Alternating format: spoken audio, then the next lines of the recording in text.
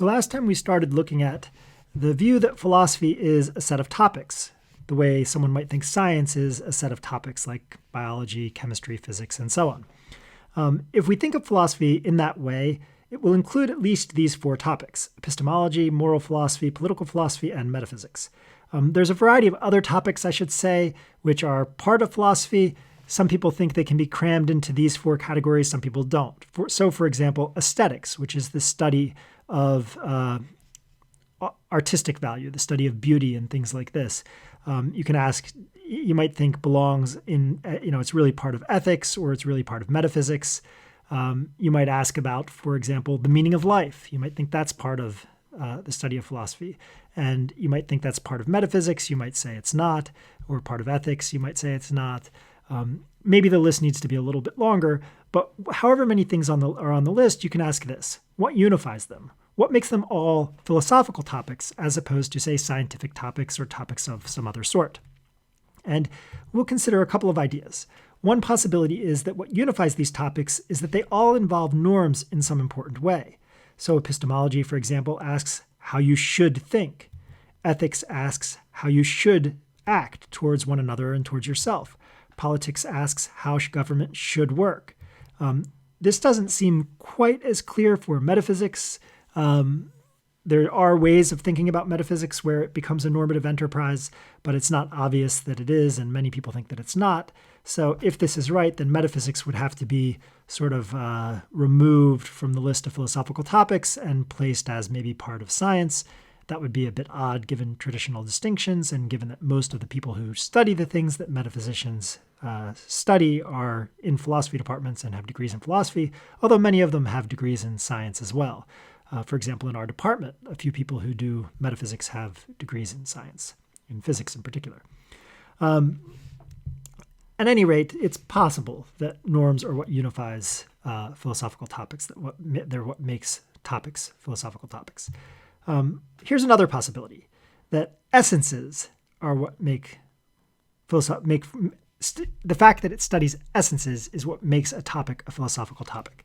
So in order to understand this, you need to know what essences are, but let's just do this by introducing something called necessary and sufficient conditions. Being able to think in terms of necessary and sufficient conditions is exceptionally useful for thinking about the world. It will make you much more effective in thinking about the world. It will make you much more effective in writing, in understanding people, in following arguments effectively, in thinking clearly and being an effective actor in the world. So this is a really useful distinction to have command of, this distinction between necessary and sufficient conditions. And once you have it in place, it will illuminate our thinking about essences. It will help us explain what essences are. So here's a question. Is being female necessary for being a sister? That is, do you have to be female in order to be a sister? And here's a related question. Is being female necessary for being a sibling? Do you have to be female in order to be a sibling? And a related question. Is being female sufficient for being a sister? That is, if you're female, are you automatically a sister? And another related question. Is being a sister sufficient for being female? That is, if you're a sister, are you automatically female? Now, I know there's a variety of uses of the word sister, like you can say, hey, you're my sister.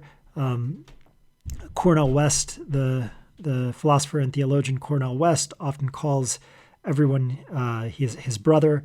I mean, he usually uses it when talking about people he likes, but not always. So he'll say, for example, my brother Van Jones or something like this. We're not talking about that use of the word brother or that use of the word sister here. We're talking about the ordinary literal interpretation of the word where someone being a sister does indeed require their being female and does indeed require their being a sibling. Now, you might have a concern about whether being a sister requires being female because you might have a concern about, for example, transgender people. But of course, all of the concern you have for sister is just going to be transferred onto concern about female, so we can just set that aside. We're just saying we're talking about the ordinary literal meaning of the word sister. And given that ordinary literal meaning, is being a sister sufficient for being a female? Is being female sufficient for being a sister? And so on and so forth. So if you're in class right now, you would be pausing to do an activity where you sort of run through and answer these questions. So you could pause the video here and answer these questions, or print out the activity sheet and answer these questions. I'm just going to run through the answers. So being a sister is indeed sufficient for being a female, and we can use the arrow to represent sufficient. So this sort of sequence of symbols here indicates that being a sister is sufficient for being female. So from the left to the right, you get sufficiency, and from the right to the left, you get necessity. Because if being a sister automatically makes you female, then being a female is necessary for being a sister. So you can think of it like being a sister automatically makes you female, which means you can't be a sister without being female. So being a female is necessary for being a sister. So left to right is sufficient, right to left is necessary. Being a sister is also sufficient for being a sibling, and being a sibling is necessary for being a sister. But it's not the case. It's just not true that being a female is sufficient for being a sister. Because you can, if that were the case, then being a sister would be necessary for being a female. And if being a sister were necessary for being female, it would mean that there were no females who weren't also sisters. But of course, that's not true. There are females who aren't sisters, only children, for example. What about, I guess not for example, by definition. It's also not the case that if you're a sibling, then you're a sister. If that were the case, it would mean that being a sister is necessary for being a sibling, which would mean that there are no brothers. But there are brothers. So being a sister isn't necessary for being a sibling. There's another way to be a sibling. So it's false that if you're a sibling, then you're a sister. So coming back up here, is being female necessary for being a sister?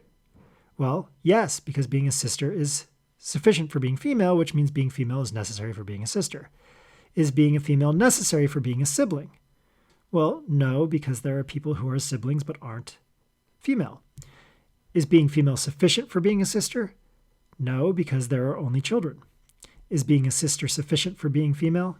Yes, because if you're a sister, then you're a female. If you're a sibling who isn't female, then either you're a brother because you're male, or you're non-binary, and the ordinary language terms sister and brother don't apply. Which isn't to say that there shouldn't be a third category of siblinghood. Perhaps there should. Okay. So our answers are yes, no, no, yes. Here's another example. Is having $5 necessary for having $4? That is, must you have 5 in order to have 4? Is having $5 sufficient for having 4? That is, must you have 4 in order to have 5? Is having $4 necessary for having 5? And is having 4 sufficient for having 5? Well, here's something that's true. If you have 5, then you have 4, which means having 5 is sufficient for having 4, which means having 4 is necessary for having 5. You can't get to 5 if you didn't get to 4. That doesn't mean if you got to 4, then you must have 5. So it doesn't go in this direction. It doesn't say 4 is sufficient for 5, and it doesn't say that 5 is necessary for 4. If 4 were sufficient for 5, it would mean that everyone who has at least $4 has at least 5. It means when you get 4, a fifth one would magically appear. That would be great, but it's not the case. So going back up here, is having 5 necessary for having 4? No. Is having 5 sufficient for having 4? Yes, because if you have 5, you've got to have 4. Is having 4 necessary for having 5? Yes. And is having 4 sufficient for having 5? No. Here's another example. Is being a bachelor necessary for being unmarried? Well, no. And is being a bachelor sufficient for being unmarried? Yes. Why? Because if you're a bachelor, then you've got to be unmarried. It's part of what it is to be a bachelor, to be unmarried. But it's not the case that if you're unmarried, then you have to be a bachelor. Why? Because you could be a female, and female bachelor means unmarried male. And again, we're using sort of standard definitions here. I know people apply the term bachelor in other ways. This is kind of a standard literal definition. Okay, here's a final example. Is being green sufficient for being pale green? Is being pale green sufficient for being green? Is being pale green necessary for being green? Is being green necessary for being pale green? Now, my hope is by this point, you can answer these questions clearly. It might take you a minute to think through each one, but if you're understanding what necessary and sufficient conditions are, which again is a really useful thing to understand, then you'll be able to answer these questions. You'll be able to say, look, being pale green is sufficient for being green, because if you're pale green, then you've got to be green. But being green is not sufficient for being pale green because you can be green without being pale green. There's other ways to be green. So is being green sufficient for being pale green? No, because you can be, you could be Kermit the Frog. You're green, but you're not pale green. Is being pale green sufficient for being green? Yes, because anything that's pale green is some shade of green. Is being pale green necessary for being green? No. If being pale green were necessary for being green, then everything green would be pale green. Is being green necessary for being pale green? Yes, because everything that is pale green must be green. This can be confusing for some people. If it's confusing for you, I just want you to work through the examples over and over and see if you can catch on. You can also ask me questions about it in class if you're in class.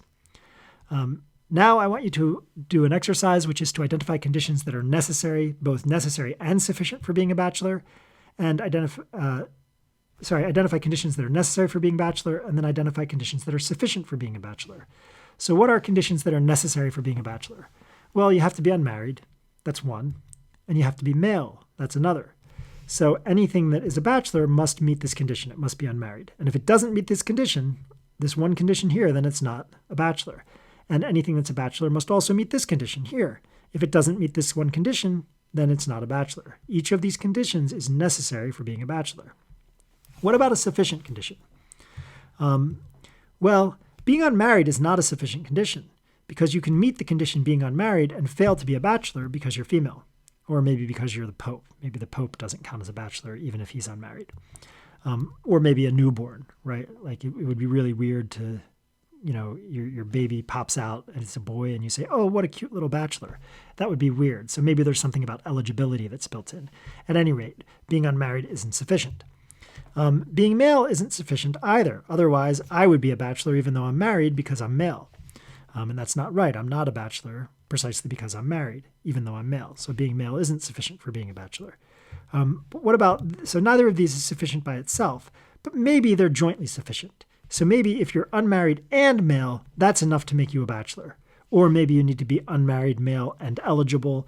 There's all sorts of possibilities. But what I want you to see here is that sometimes the way to get a sufficient condition is to take each of your necessary conditions and kind of stick them together. That's what jointly sufficient means. It means if you stick these both together, you get a condition that's sufficient.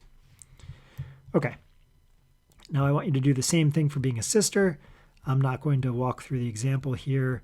I'll just put the answers up on the slide. If you did it the same way you did the last one, you would get this answer that's on the slide. Okay, so how does this relate to essences? Well, we're going to stop this video there. I suggest you start the essences video right after this one, but I'm trying to keep the videos under 15 minutes, and that won't happen if we continue with the essence discussion here, so I'm going to stop the video and come back to it. Next one.